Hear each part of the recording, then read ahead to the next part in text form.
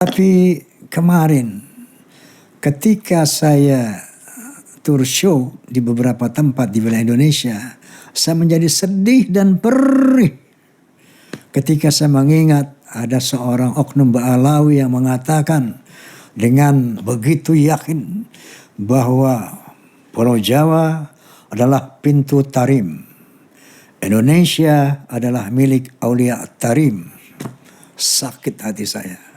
Aulia yang kita kenal di Indonesia ini, mereka itu aulia dari Yaman, Hadramut, terutama Tarim dan sekitarnya, Faqih Muqaddam, Muhajir Allah Ahmad bin Isa, dan Pulau Jawa Indonesia ini dikatakan bintu Tarim. Ini punyanya Aulia Tarim.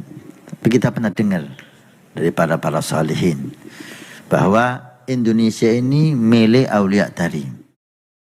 Begitu mudahnya orang asing ini, Ba'alawi, mengklaim bahwa Indonesia adalah milik Aulia Tarim. Inna lillahi wa inna ilaihi raji'un. Dan ternyata memang ini sudah terencana dengan sangat baik. Ada kelompok yang memalsu-malsukan kuburan. Di seluruh Jawa, Kalimantan, di mana-mana dibuatlah kuburan-kuburan palsu. Habib, ini Habib Fulan.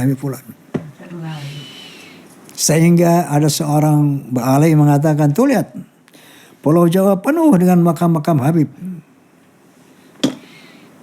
Pulau Jawa pintu Tarim. Tarim adalah salah satu kota yang mereka sucikan di Yaman. Nah kemudian ada lagi sekelompok orang yang memasukkan tokoh-tokoh, membelokkan sejarah tokoh-tokoh bangsa. Wali Songo adalah Ba'alawi. Pahlawan-pahlawan Indonesia adalah Ba'alawi. Klaim-klaim seperti ini ternyata memang terencana.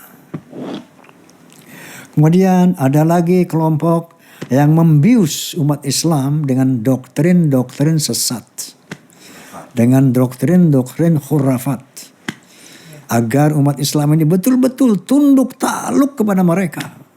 Maka mereka ceritakanlah bagaimana hebatnya leluhur mereka sehingga melebihi mukjizat Rasulullah SAW. Salah satu contoh, mereka berani mengatakan bahwa Imam Faqih Muqaddam, leluhur mereka yang sangat luar biasa, bisa mi'raj, menemui Allah Subhanahu wa taala dalam satu malam 70 kali. Masya Allah. Sementara Rasulullah SAW hanya diizinkan oleh Allah Subhanahu wa taala seumur hidup 1 kali. Dengan doktrin itu, dengan cerita khurafat itu, mereka telah merendahkan kesucian Rasulullah SAW. Bahkan ada lagi di antara mereka yang berani mengatakan, leluhur kami, kalau tidak malu sama Allah, bisa memadamkan api neraka dengan tangan, dengan kelingking bahkan. Kesombongan yang diada-adakan kembali merendahkan Rasulullah Sallallahu Alaihi Wasallam. Banyak lagi hal seperti itu.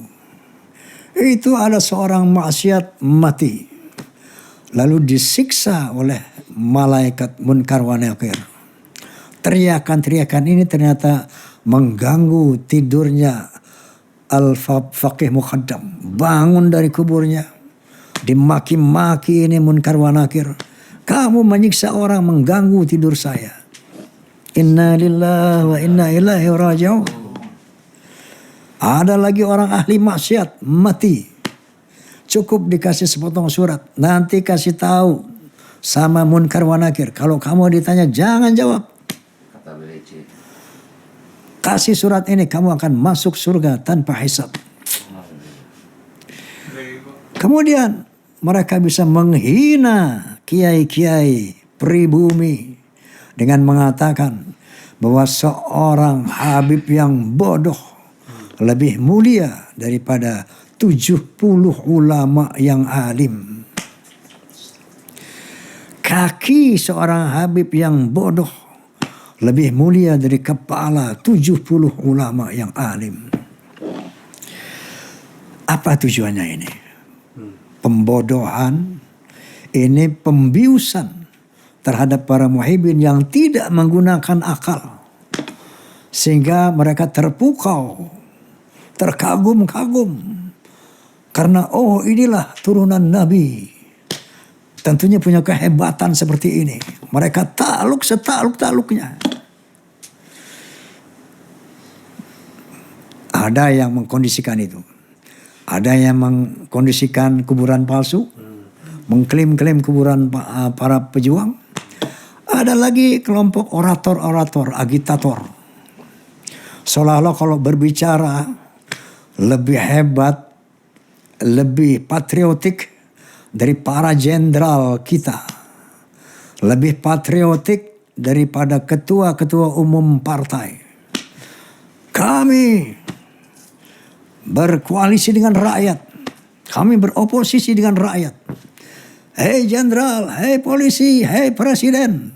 Kalau kamu ganggu rakyat, Masya Allah, ini framing untuk menempatkan diri sebagai pahlawan rakyat.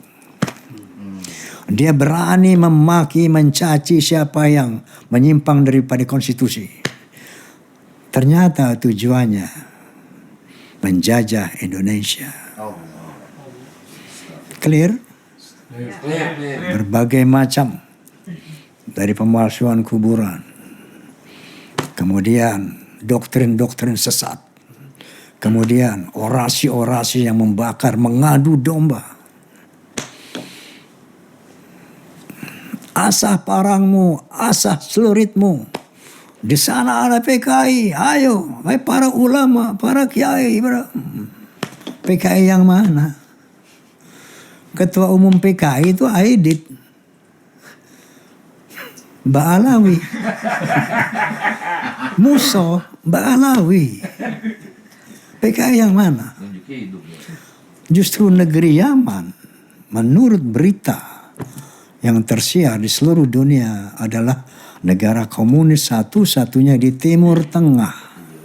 Maka semakin hari kita semakin terang benderang melihat drama mau menguasai Indonesia ini. Inna lillahi wa inna ilaihi raji'un. Oleh karena itu